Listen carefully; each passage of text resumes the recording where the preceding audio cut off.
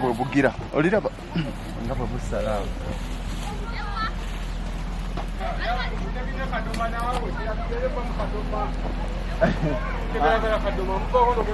Ani ali mu kadoma? Ali mu kadoma.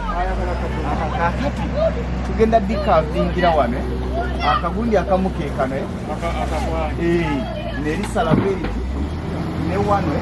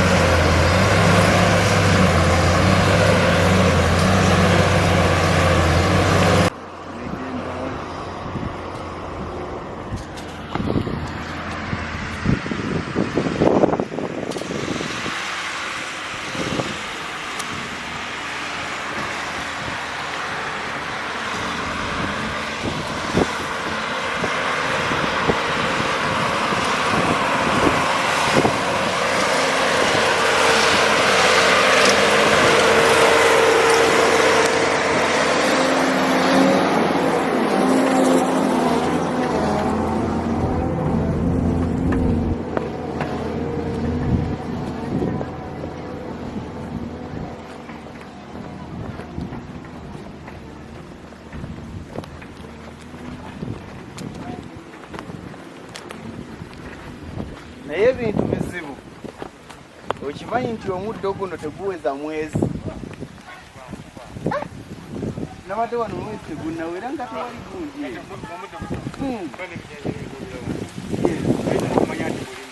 Mulimu naye kati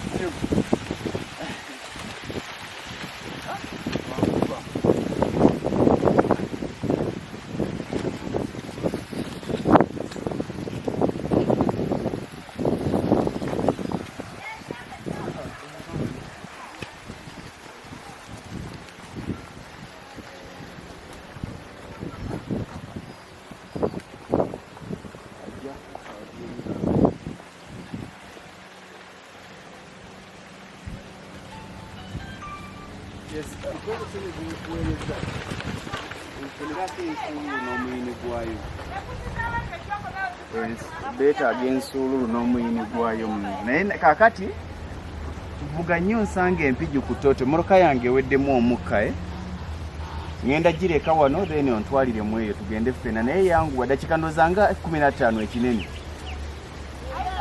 kati nsange empigi kubanga sirina mukka tugenderemu eyo eno ngibalekere.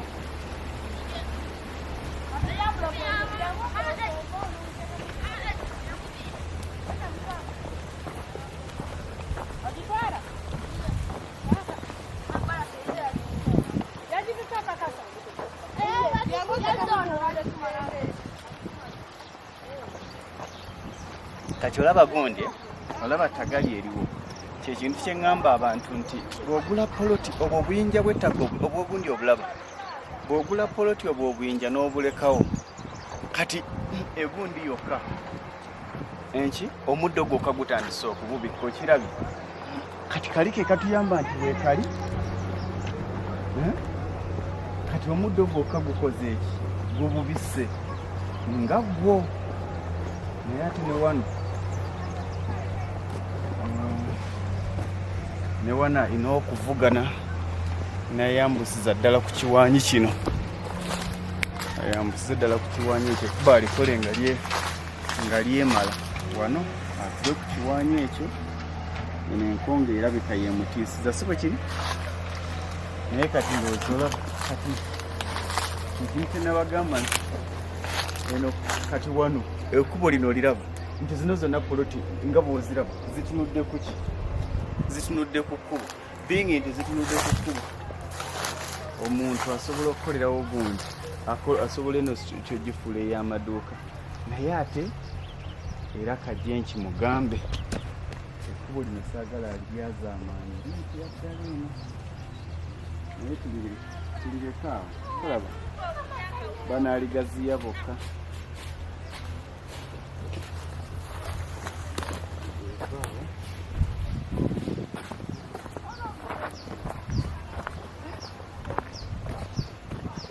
bwagenda asimbamu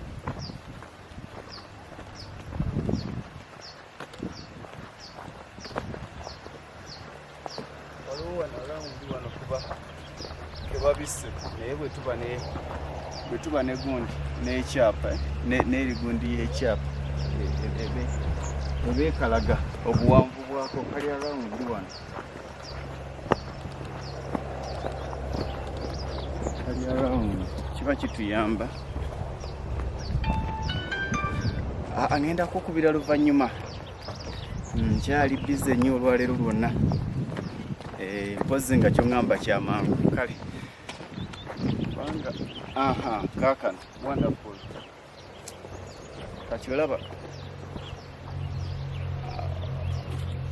kano kamwe akalala kaliwa bakabise kalina kuba round kati ekintu kyembagamba abakwano nti oli bwagula poloti n'atasaako bino bikondo biwanvu kali around wano kati bw'atasaako bikondo biwanvu asanga okusiba okitegeera nti naye bw'ossako ekikondo ekiwanvu tasobola kirinnya kati bulungi muli mutya naye mweddugaza omwana omuwala taddugala owulidde mwana wange taddugala omwana ow'obuwala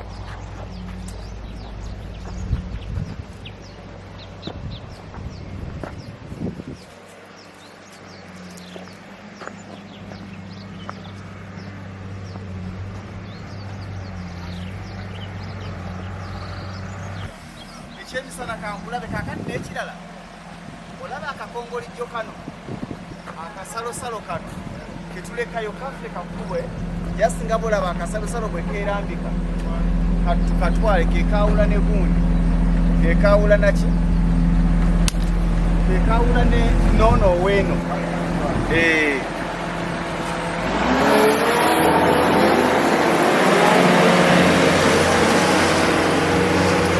yonna waggulu gye tuvudde lyekkubo eriva kuno nerigira kwekwambuka tractor bwogirya begenda naye kati echallenge gye twafuna nti infact buli muntu gwenguza muga nti naye wakiri emitwalo giba 8 okufuna ebyo ebikondo buli kikondo kya mitwalo ebiri okisimbe kakati kitegeeza nti wano abantu baffe balina kuddamu okufuna bipimo bimu kubanga obuyinja bukola ki obumu bubulira munda bubulira mu mudda ab'ente babusiba naye bw'okola kiri ekikondo ekiwanvu ekisobola naye ng'estate yeno lino lyekkubo ligenda nerigwa sayidi eri gye tusookedde gye mubadde mulaba neritwambusa yeyo estate eno lino lyettaka litwaddako okufuna lyalira mulundi gwa kusatu kati from here ate tugenda Jjanya eri ku estate empya waliwo ababadde bagamba twagalayo poloti zaggwawo ge mazima eza Jjanya abangu bambi bayanguwa era bano abaami be bamu benkozesa bebankoledde neeri njagala genda kulaba kiriyo n'okusinkana abasaviya kuba balina okusama obuyinja kati njagala tudduke Jjanya tulabe embeera nga bweri then n'okulaba buli omu waaba afunye kubanga lino already lyo lyaggwawo baali kati olaba wano ewasooka zaali 50 by 100 zaali za 9M eri waggulu we tubadde wali kutandikira naawe weewali ettaka lya 4.7 oba mulijjukira erya 50 by 50 4.7 lyali awo era ligenda lyerambika bulungi kati tugende Jjanya right now koza akaddekeeko katukutte aye twafunye muddo okusoomoozebwa emipiira gyatudde dda tugende Jjanya ngewa mulunda nnume emuku site ezasinze okunyumira naye mpola mpola waliwo eyabadde ambuuza nti naye kiki osobola okwogera ku mukama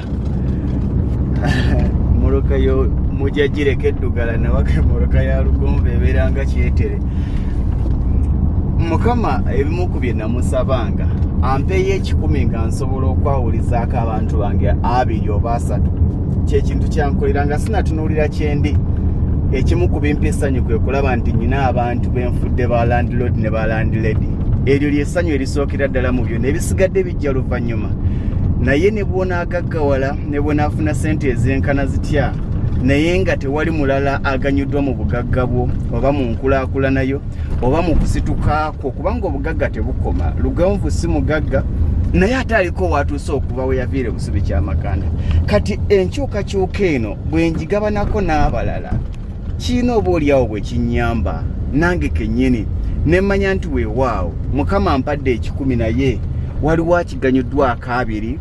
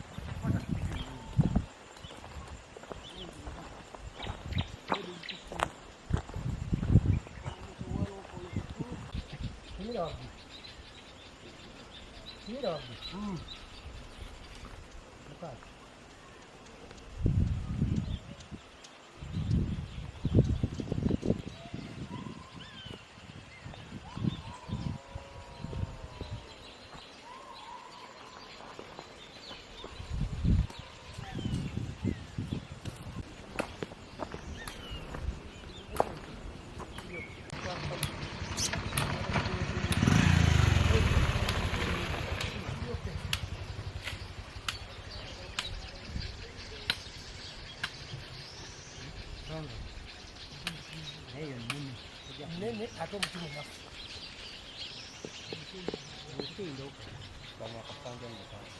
nene ate omutima nafu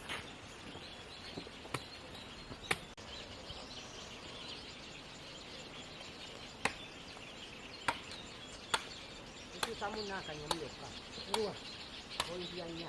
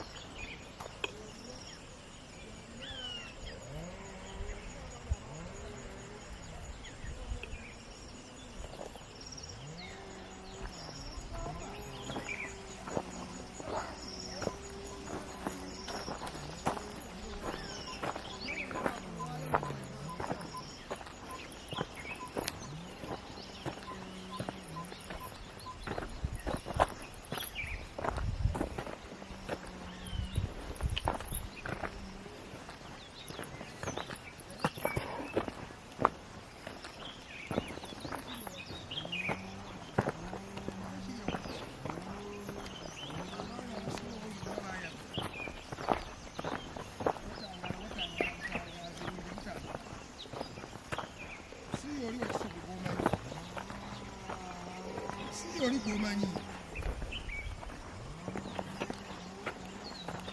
wafuwa zibusi oli gwomanyi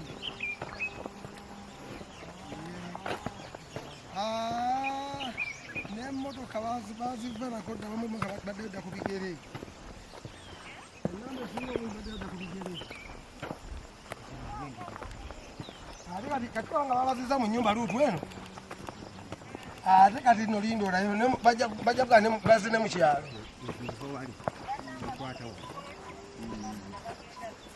ate badde batunda mmotoka era batutya buti oli addamu najja n'asiga nga akyakulaba kati bweva wano ogenda mpaka walungi genda Tategeera.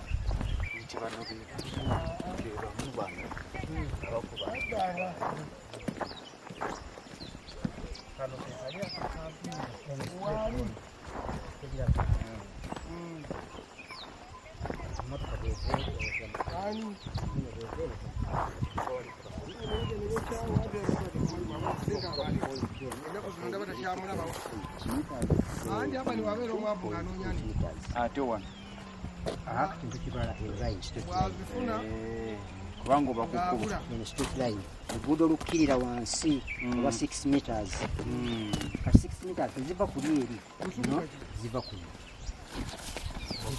ne zidda wali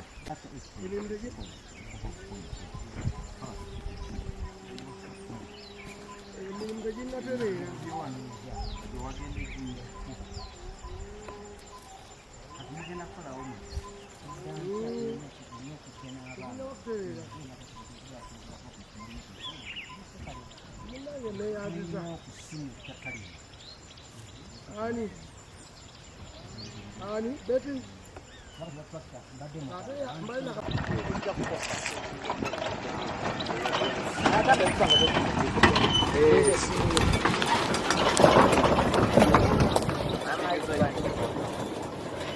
Nuwenda ngabe rugenze butereevu paka ku end tugende kati emweva wano kati plot 1 eyo plot 2 kati kyo kijite plot 2 ndio eriye plot 1 eriye plot 1 kati no plot 2 etambula 120 kati yo bweva 1 point egenda spray ko wali eri point eri nekwata ko spray ko na wali nedda wali negobe kubo kakisoma ojekira so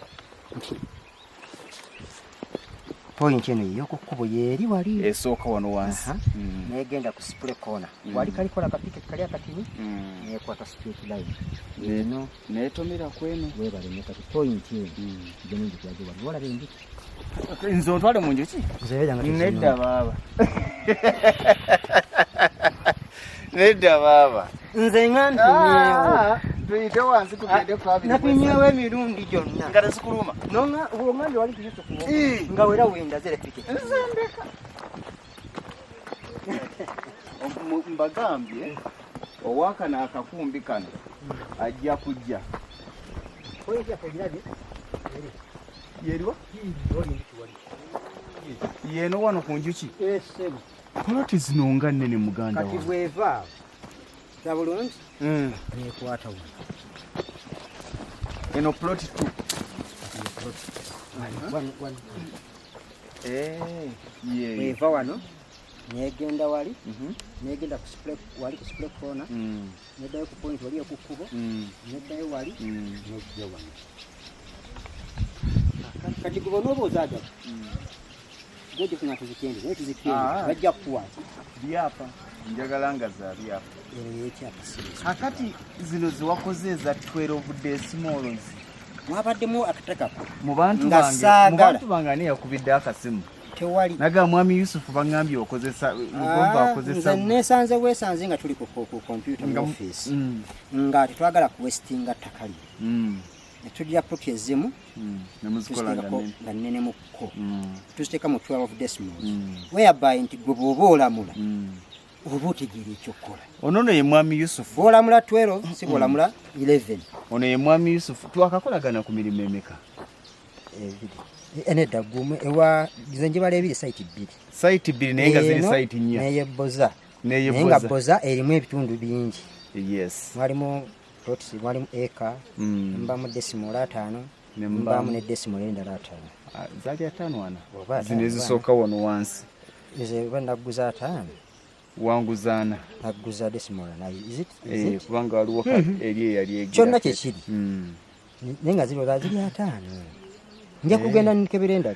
Abantu bangi beebuuza era munakati nakafuna ekibuuzo nga bambuuza mwami Lugonvu oyita mu ky'okufuna ekyapa okuva nkyogere ntya nguze ettaka lya kibanja bwe ngula ettaka ly'ekibanja njagala kufuna kyapa tusookere ku ettaka ly'ekyapa okufuna ekyapa barecognizinga lyenkana ki nayina 3 afuna ekyapa litandikira ku ki muteeka eppya kati eririwo ettaka erisembayo okuba nga liragirirwa okufunibwako ekyapa liteekeddwa okuba at least 12 decimals or 11.5 decimals. 11.5 decimals yekola 5 ku 10. Munjogera yaffe kakati ne wano nga tunakweyongerayo abantu banjaga nti njagala fuuti 5 ku 10 nagenda okusanga ngano waliwo fuuti 35 wano nga waliwo 10 mu 10 naga nti ettaka lyange teriwera kati awo tuba tubala acreage yeti kye kino wano obwedde obindaga 0.11 s. Kati area y'ekintu ekyo kati kino kyetuyita ati okwetolola wano wonna wewati Poloti no gyetolola gwe tobala kalayini asibala 5 ku 10 olw'ensonga nti buli lwobala 5 ku 10 bwe nga nannyini ettaka ogenda kufiirizibwa ojja genda otekamu 5 ku 10 ku 10 osange ng'osigaza area bweti nga teweera 5 ku 10 ettaka olyonoonye wastage of land kubanga ettaka teryenkanankana so tulina ku avoidinga ku wasting land so ne tukonvatinga 5 ku 10 area yayo ebeera ki oba acreage yayo ebeera ki ebeera at least 11.5 decimals. So the to setting one 11 decimals point something like 0.5 ya 5 ku 10 eyebe ekolerwa ki ekyapa so nga biri 5 ku 10 nti wana 5 wali 10 byali byonoone ettaka letu bakubanga tukikoze wano wandira bi site yo nanga njono nga teri at least wana enyumidde teri planned wana nyumidde kubanga bwe bawali eine kubo eryegolodde ekintu kino tonvumisa nayo nzibisa sikubisa kutaka lyonna lyennambudde nze muntu asinga okuba n'amakuba amagazi ekkubo lya fuuti 18 kati ebizibu byosanga in future ng'ennyumba batandise ozimenya ozimenya kuba kati eno town council yes bwebera town council ekuba at least eri serving plots bill obanga disukka mu plot yemu ekuba erigenda ku kati gibaite no estate ekuba at least tekedo kubanga liri 6 meters and above ze fuuti 18 n'ogwa 19 ndowooza mwiza kwa magala nyo fuuti naye tutanye dibalira mu meters mita at least 6 meters yekuba erisookerwako buli obukubo buli obutono bwa 3 meters 4 meters bwalinga bwadda bwabakiya era bwogenda okwapplyinga okukuwa ekyapa mu planning file bagiwa RTF return to the field gizeyo return to the field otereze kino kuba kaliwai kati nganze technical man nze nina okuwa advice ku kino ensonga lwaki wandeesewo nkutegedde bwe mmala okuba nga mpeza ettaka eryo eryogerwako okufuna ekyapa ntandikira ku biki ogamba nti njagala kyapa biriwo ebikola ekyapa ettaka omaze okuligula oba katugeze ekirungi nti oyambibwa nnyo singa oguze ku nannyini ettaka kyanguwa lindamu nafunye ekyapa ekyettaka lino kiri manyaga Nsamba Dewo Nsamba nenkikwasa olino kinkyusizo kisi Dewo Nsamba kyapa kino kirina okukyuka kive mu manyaga Dewo Nsamba kigende mu manyaga Lugonvu Sentongo Frederick kinyuma nnyo ng'ettaka lyoguze oguze ku Sentongo nanyini kyapa webale nnyo kati kino kikubanja nga gwe okukizza mu mannya go osobola okubeera nga gwesigentola mu mateeka. Abantu abasinga tebamanyi. Bw'osayininga ekyapa kino olina omusayiningira either mutation form. Omanyi mutation form kyekiwandiiko kye tutandikirako okutandika okuprocessinga title. Mutation just kitegeeza to mutate, okusalawo. Subdivision. Okay, nesalako. Subdivision. Ye mutation form. Mutation form ye form ekukkiriza okusalako ekyo kyewagula. Oba si kyo okusalaasalamu nga ggwe ettaka lyo bw'olyagala. Katugeze kati eno estate ya Bwana Lugonvu. Bwe tuba tugenda ogisalaasalamu alina otusayiningira mutation form. Mutation form eyo gye tuteeka ku fayiro gye tumaze okubala ne tugiforwardinga paka ewa SS. Yani oyo Senior Staff Surveyor. Senior Staff Surveyor. Omanyi ettaka kati ebintu bino omukulu president yajawulamu emirundi ebiri. Tuyina District Staff Surveyor oyo wa district. Tuyina Senior Staff Surveyor ate oyo wa Land Office ey'eggwanga lyonna. Katuyina abakulu abasayininga ku mutation form eyo oba abatukkiriza nti mugende mu maaso ne subdivision ze zakoleddwa ba mirundi ebiri. Tusooka wa district Staff Surveyor ne tugenda ewa Senior Staff Surveyor. Tofuna kyapa nga Senior Staff Surveyor. Aba babiri nga tebakukkiriza nga tebakuwadde lukusa tosobola kufuna kyapa. Why? Bye tupimye wano tusitula fayiro oba kiyite computed file. Computation zaffe ettaka tumaze oliza mu nnyukuta digits. N'atandika okutumaakinga kiyita okutugolola biki bye twakoze ku nsiko. Yes. Singa asanga nga twakoze ensobi mu field ajja tuwa RTF era atulage nawa obulemu bwe bwaba. RTF return to the field. Muddeyo mugende mu correcting mu point ABC. Sikirizaawo. Mugende mwetegerezeewo. Mugende mu recordinga awantu awo kati obaliro kati ettaka lyafuuse lya computer. Digital. Olwo tujja okukomawo neki ku field. Ne machine tusobola okukozesa RTK machine. Tusobola okukozesa tekano ke mutunuzaamu olugundi bwe ruti. Ate ako tekatunulamu eyo total station naye ekola. Naye mba kati ngenda kupikinga coordinates.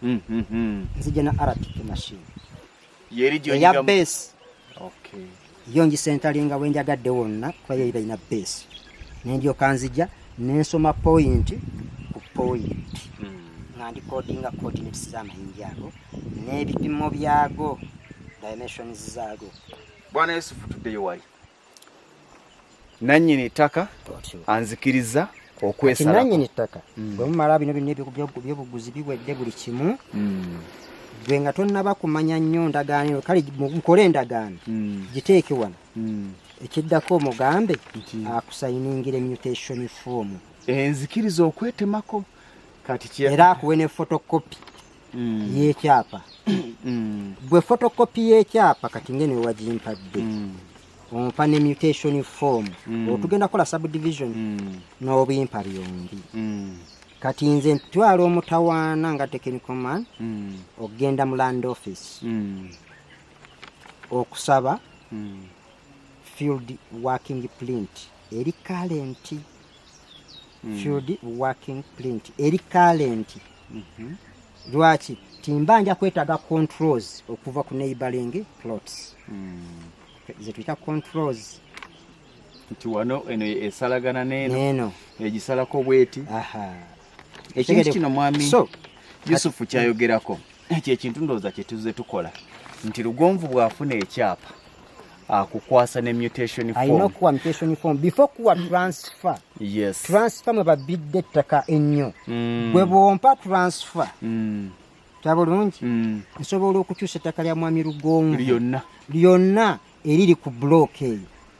Let's nti oba block kati nga olaba nti eno eri 165. Kati 165 singa ompa transfer jukira ebeera blank Yes. Kuba tulina wetufiiringa plot gyotransferinga mu mannya ga somebody. Wabeera ki?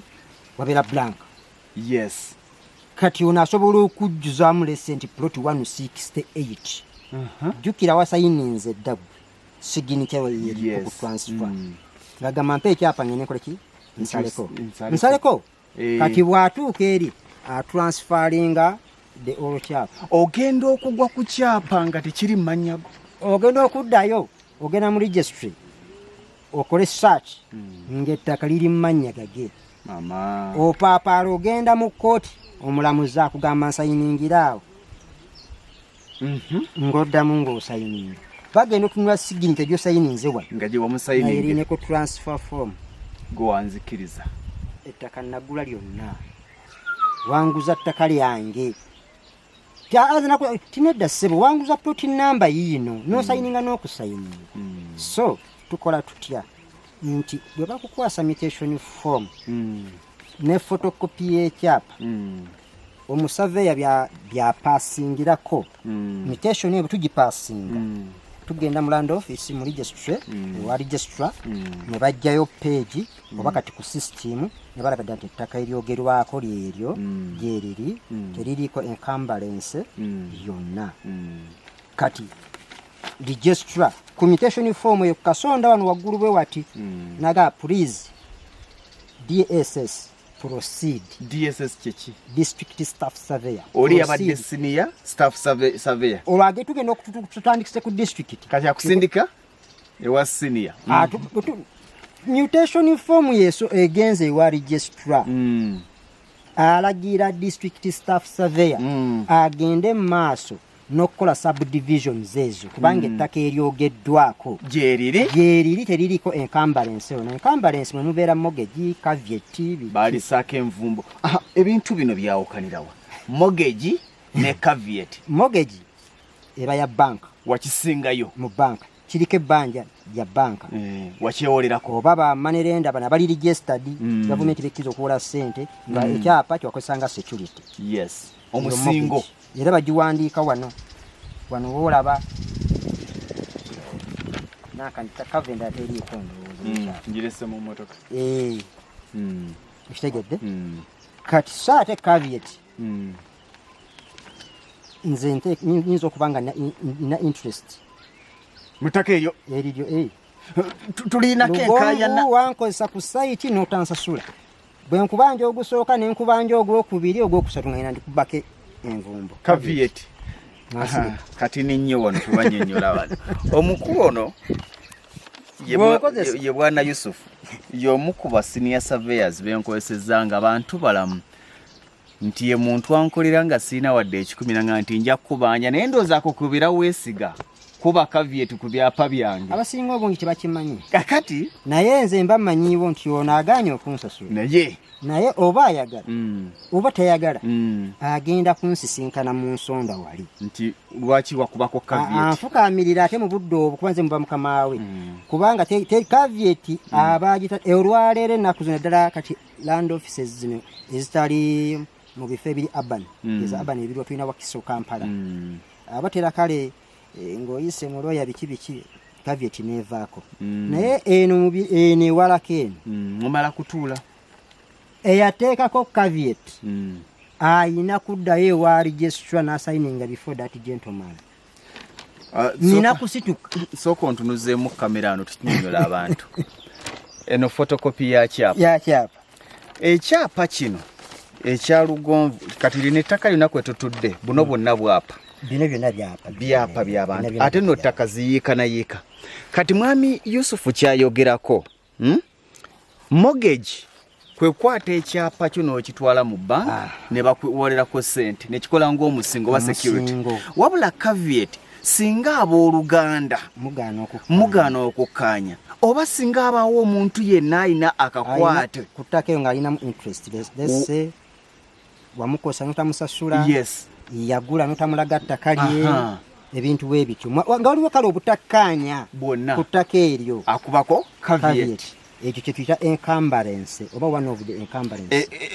Embeera etakikkiriza ku proceeding kweyongerayo na nsonga yonna ekwata ku kukyusa oba kusalaasala mu ttaka eryo paka nga caveat yevuddeko envumbe eremesa mulimu gwonna gukwata ku ttaka eryo salasalamu kutunda oba tokyakkirizibwa era neeno gundi singa kwaddeyo caveat tractor ntoyitawo tesobola era nange sisobola kulyerera olina okufuna olukusa oba ogenda okatugeze ogenda kwerula ettaka lino ofuna olukusa. Mwami Yusuf, bwe wabadde otandika okuba mu ttaka lino wayise ku disitulikiti ne baga nti lirina buzibu ye owange nti wangi ettaka eryo kekali kewange nti mpandiikira ploti namba ne block namba kwabaddeko mogeji yabadde liri bulungi neyanziza kakati wano omanyi nja kuwa program namba nga tunnyonnyola abantu kusomesa abantu babbi waliwo ava okumpeereza wano message lindako waliwo ava okumpeereza message wano simanyi tugenda funa time tunnyonnyole ali njagala kugisoma ampeereza audio yino wano.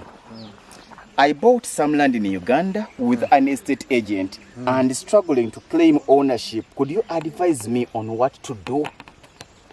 First of all, okawulidde bulungi? Yes. Yagula ettaka mu Uganda with an estate agent.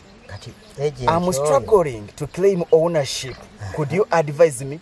Ategeeza ki kati bwe yagula ate obwannannyini ate kati bw'aba yagula kitegeeza sente zino ze yawaayo ye ownership gyeri alina okolaki ownership yeeruwa kayitaka bye bino byenkugambye mutation form kati ngaawe yali estate agent yali alina omuwa endagaano ne risiiti eya ssente zaakoze eki zasasudde nti asasudde bakatugeza obukadde 2 ng'agule ettaka eryenkanankana bwe riti ye area oba ye acreage eryenkanankana desimolo 5 ulya bulungi asasudde omugatte wa ssente bwe guti ettaka lya estate kubanga jjukira nti either ekyapa kiyinza okuba tekikola ki bikyali mu process yes. Kitegeeza nti waba estate agent estate eteekeddwa okuba ng'eri registered ng'era eri recognized by the government of Uganda under Ministry of Lands. Webale nnyo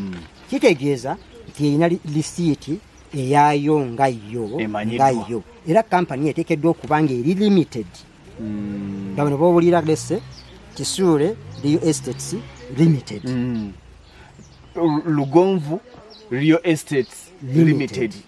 Kubanga limited kitegeera bulungi. Yes. Company eryokukola maki? Magoba. Kitegeera bulungi. Kitegeeza limited. N'okuwa omusolo gwa gavumenti. Ne revenue kitegeeza eba ekumanyi. Kati ono agenda kukola. Kati ono tulina kusooka kubulaba biki bye baamuwa. Endagaano yeriko biki? Endagaano yeriko ki?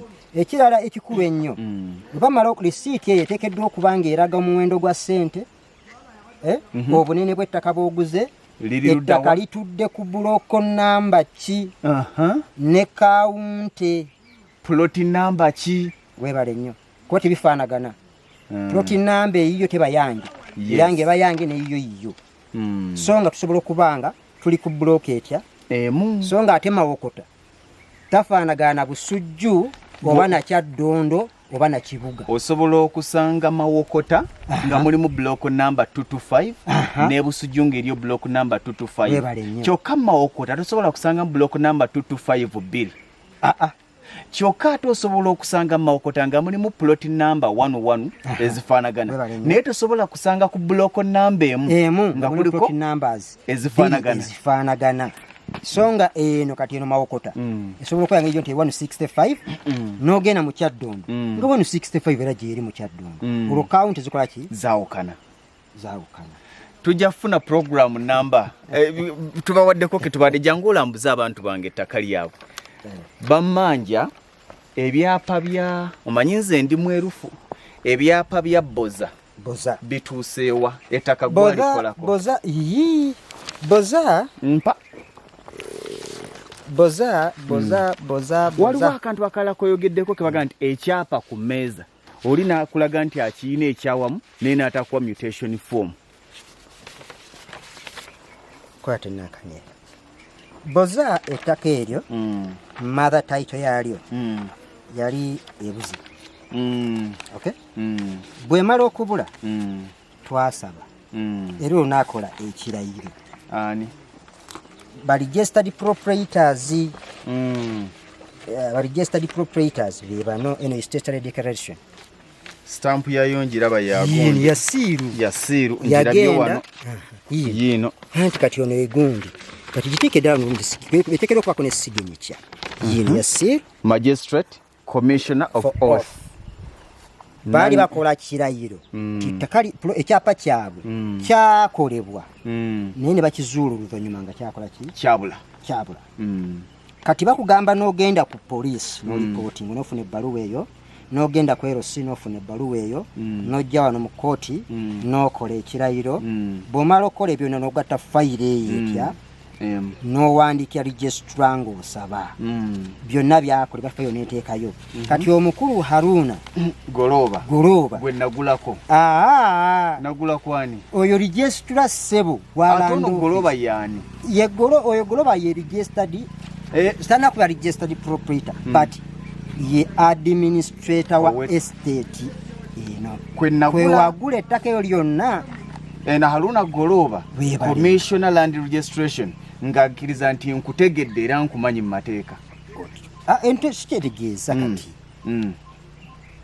eri kankaddiro ddala emabega kuba ettaka lino lya busika bwe libanga lya busika nga lyali terinnaba kukyuka kuva mu mannya ga kitaabwe omugenzi ettaka liba lisigala lisomaani mannya ga kitaabwe omugenzi kwe kufuna ebbaluwa ey'obusika bw'oba ofuna ebbaluwa ey'obusika genderera nnyo ng'ofuna ebbaluwa ey'obusika eteekeddwa okuba nga yenkanankana amaanyi n'ettaka eryo gye ligwa tegeze ettaka singa lisukka $2,25,000 togenda mu kooti nto ogenda mu kooti nkulu eya $2,25,000 okudda waggulu era bano gye baagenda kubanga lya bbeeyi ne babawa olukusa waliwo nno byentemyeko kuba waliwo ba administrator general